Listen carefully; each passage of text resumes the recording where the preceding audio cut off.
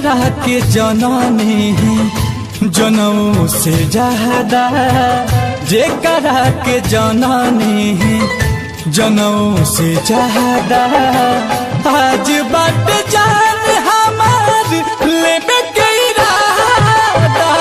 जान नहीं पैनी रहे झूठा सारा वादा, जान नहीं पैनी रहे झूठा सारा वादा।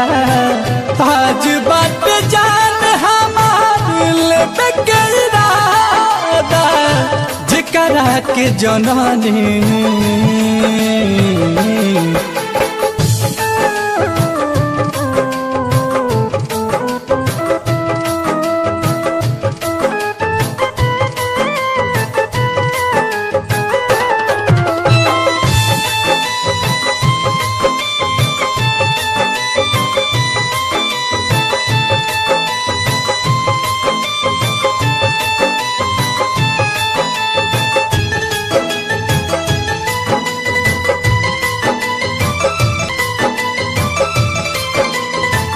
प्यार के रोग रूपी जहर पियाइलास, जियते जिंदगिया में गरहम लगाइलास।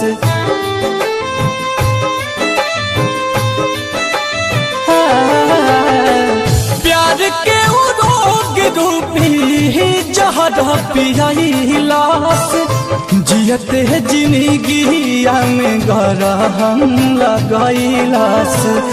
जियते जिंदगिया में गरहम लगाइलास।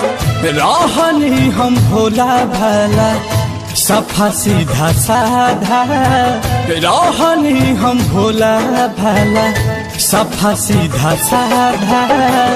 आज बात जान